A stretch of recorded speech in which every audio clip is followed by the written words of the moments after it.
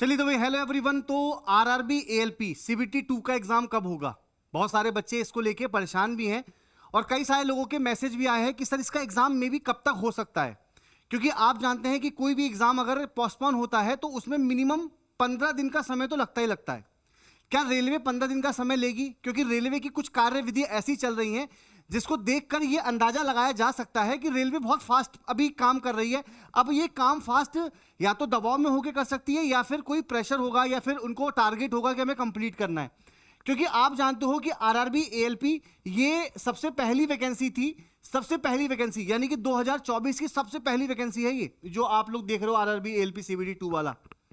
इसके बाद नॉर्मलाइजेशन, बहुत सारे बच्चे ये कह रहे हैं कि सर नॉर्मलाइजेशन होगा, तो मैं आप लोगों को पहले बता देता हूं कि आखिर ये चल क्या रहा है। क्योंकि आपको पता होगा कि अभी हाल ही में रेलवे ने एक कैलेंडर दिया, मतलब कैलेंडर बोला था कि हम हर साल वैकेंसी देंगे और हर साल वैकेंसी के नाम पर आपको फिर से एएलपी की नई वैकेंसी 2025 की आपको बताई गई है कि देखिए भाई 2025 में हम लोग फिर से नई वैकेंसी देने वाले हैं। और ये वैकेंसी कितनी है? 9,970। 9,970। अब ये वैकेंसी आनी कब है? तो एक मतलब इंफॉर्मेशन है इंटरनल कि ये वैकेंसी अप्रैल में आने की बात चल रही है। और आप जानते हैं कि कोई भी वैकेंसी जब नई आती है तो उससे पुरानी जो वैकेंसी चल रही होती है रनिंग में उसको कंप्लीट करना होता है। ये एक प्रोसेस होता है जो किसी भी बोर्ड के द्वारा किया जाता है। तो ये जो नई वैकेंसी है इसको आप सही मानकर चलिए, क्योंकि ये वैकेंसी आनी है, ये कंफर्म बात है कि आनी है।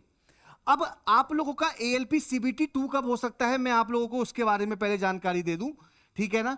देखिए आपको यह बात पता है कि 19 और 20 तारीख को आप लोगों का एग्जाम होना था एएलपी का, यानी कि 19 और 20 मार्च को आप लोगों का पेपर होना था एएलपी सीबीटी 2 का। और आप जानते हो कि टेक्निकली अभाव के कारण अब रेलवे ने तो यही बोला कि भाई ड्यू टू सर्वर इशू, अब क्या और कारण हो सकता है तो रेलवे ही बता सकती है।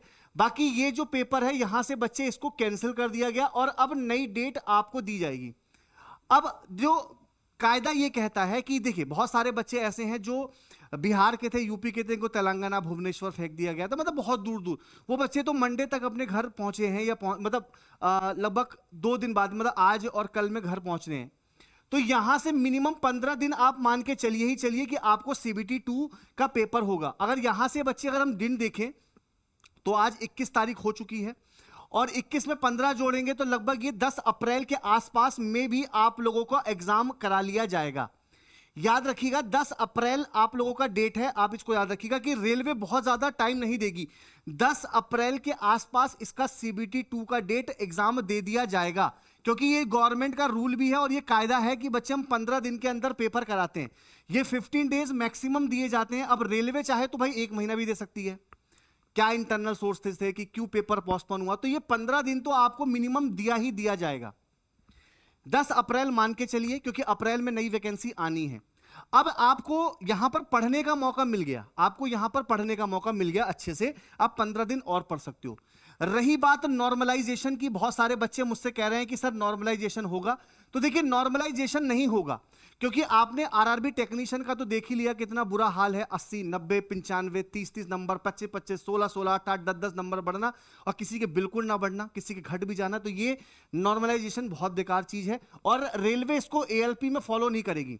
अगर उसको एएलपी में फॉलो करना होता ना तो वो किसी एक दिन जरूर पेपर करा लेती और बाकी जो बाद में, क्योंकि अब तो पेपर बोर्ड वाइज होना है तो बोर्ड वाइज पेपर में नॉर्मलाइजेशन तो होना ही नहीं है, तो नॉर्मलाइजेशन नहीं होगा, ये आप टेंशन हटा के बिल्कुल चलिए, ठीक है ना। अब एएलपी सीबीटी 2 में बच्चे आपको पता है कि टोटल 175 क्वेश्चन आने हैं। कितने क्वेश्चन आने हैं? 175। इसमें 100 क्वेश्चन तो होंगे जो आपके बेसिक साइंस एंड इंजीनियरिंग होगी, बेसिक साइंस एंड इंजीनियरिंग होगी, मैथ्स होगी, रीजनिंग होगी। अब बहुत सारे लोग बोल रहे हैं कि जीएस के क्वेश्चन, बट अभी मैं इसको नहीं मान के चलता हूं, जो सिलेबस है हम उसी के अकॉर्डिंग मान के चलते हैं। 75 क्वेश्चन आपको ट्रेड के अकॉर्डिंग पूछेगा। बेटे भाई एक बात ध्यान रखना, आपका एएलपी सीबीटी 2 में सबसे ज्यादा इंपॉर्टेंट रोल अदा करेगा ट्रेड। अगर आप फिटर से हैं, इलेक्ट्रीशियन से हैं, टेल्डर से हैं, वेल्डर से हैं, मशीनिस्ट से हैं, ग्राइंडर से हैं, किसी भी चीज से हैं, तो अपने ट्रेड को मजबूत रखिएगा। और बाकी यहां पे मैं कहूंगा इसका रिवीजन मोड में लेते रहिए। आप ये सोच के चलिए कि आपका कल ही पेपर है, उस अकॉर्डिंग आप लोग पढ़िए। और यहां से 100 और यहां से 75, ये तो क्वालिफाइंग पेपर है, ये तो क्वालिफाइंग है, लगभग इसमें 27 मार्क्स आपको लाना है, 26 दशमलव समथिंग, लेकिन 27 मार्क्स आपको लाना ही लाना है, क्योंकि नॉर्मलाइजेशन तो होगा नहीं। तो बिना नॉर्मलाइजेशन के इतने नंबर लाना भी बहुत बड़ी बात होती है, मैं आपको फिर बता रहा हूं, इसको अच्छे से पढ़ लीजिएगा। यहां से बच्चे आप लोग स्कोरिंग है, ये स्कोरिंग है आप लोगों का, इसको स्कोरिंग करना है। और इस बार 15 दिन में अगर समय मिला है बच्चे आप लोगों को, तो मेहनत एकदम जम के करिए रेलवे टेक्स्ट बुक के साथ। मेरी क्लास बच्चे 2 बजे रीजनिंग की चलती है, आप पढ़ के देख लेना बच्चे। अगर आपका जो ये वाला पोर्शन है ना रीजनिंग वाला, ये मैं सॉल्व करवा दूंगा, बस एक बार विश्वास करके देख लीजिएगा। फ्री यूट्यूब पे चलती है, फ्री यूट्यूब पे है ना, यूट्यूब पे चलती है रेलवे टेक्स्ट बुक पे, जहां आप लोग ये वीडियो देख रहे हो ना, इसी को सब्सक्राइब कर लेना, ठीक है। 2 बजे चलती है रीजनिंग की क्लास। और अगर एनटीपीसी की तैयारी करते हो आप लोग, तो शाम को 6 बजे मेरी क्लास चलती है रीजनिंग की, ठीक है, एनटीपीसी की। अगर आप लोग एनटीपीसी का पढ़ना चाहते हो तो ये 2 क्लासेस हैं बच्चे आप लोगों को फ्री यूट्यूब पे मिल रही हैं। एएलपी में चक दे फड्डे इस बार मतलब आप लोगों का पेपर निकलना चाहिए। 10 अप्रैल मान के चलिए एग्जाम डेट आपको मिल जाएगा। तैयार रहिए, अपने आप को प्रिपेयर करके रखिए, ठीक है। मिलते हैं आपसे नेक्स्ट वीडियो में, तब तक के लिए थैंक यू सो मच।